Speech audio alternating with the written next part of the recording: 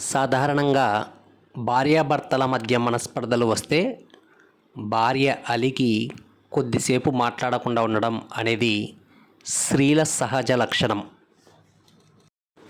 కానీ ఒకసారి విష్ణుమూర్తి అంశగా చెప్పుకునే శ్రీ వెంకటేశ్వర స్వామికి అన్నదమ్ముల స్వామి అయినటువంటి మద్దిలేటి స్వామి లక్ష్మీదేవి పైన అలిగి ఎర్రమల నల్లమల అడవుల్లో నడుస్తూ వచ్చి తన మిత్రుడైనటువంటి యాగంటి శివుడిని కలిసి ముచ్చటించి అలాగే అడవుల్లో నడుస్తూ మద్దిలేరు అనే ఒక ఏరు వాగు ప్రక్కన స్థిరపడ్డాడు.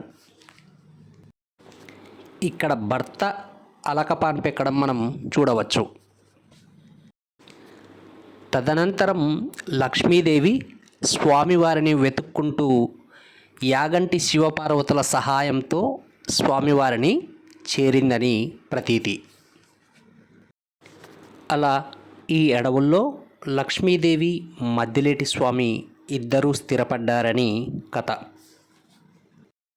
ఒకసారి చాలా ఏళ్ళుగా పిల్లలు లేని ఒక భక్త దంపతులు తమకు పిల్లలు కలగాలని కోరుకొని ఆలయం ప్రక్కనే ఉన్న కొండ చివరన ఉన్నటువంటి మొనదేలిన రాతి పైన దీపం వెలిగించి స్వామివారికి నైవేద్యంగా భక్షభోజనము, మాంసము తదితరాలు సమర్పించినట్టుగా చెప్పుకుంటారు.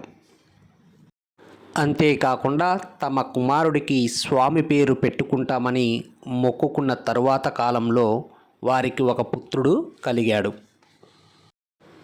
దంపతులు ఆ బాలునితో కలిసి కొండపైన దీపం వెలిగించే సమయంలో ఆ బాలుడు కిందికి పడిపోయాడని, అప్పుడు మద్దిలేటి స్వామి ప్రత్యక్షమై ఆ బాలుడిని పట్టుకొని కాపాడాడని, అలా అక్కడ స్వామివారి పాదముద్రికలు ఏర్పడ్డాయని కథ. ఇక్కడ మనం చూస్తున్నది నూతనంగా పునరుద్ధరించిన స్వామివారి గర్భగుడి గోపురం మరియు ఆలయం ముందు భాగం.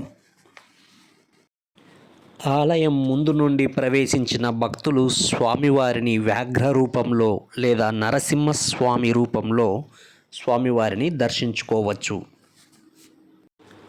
స్వామివారి ఆలయానికి ఎడమ ప్రక్కనే లక్ష్మీదేవి ఆలయం ఉంటుంది. స్వామివారి దర్శనానంతరం అమ్మవారిని మనం దర్శించుకోవచ్చు. నారాయణాచ్యుత నారదాది వినుత నిర్ద్వైత జ్ఞానామృత అంటూ స్వామివారిని మనం ఇక్కడ దర్శించుకోవచ్చు. ఇందాక చెప్పిన పిల్లలు కలిగిన దంపతుల గాథ జరిగిన ప్రదేశం ఇదే.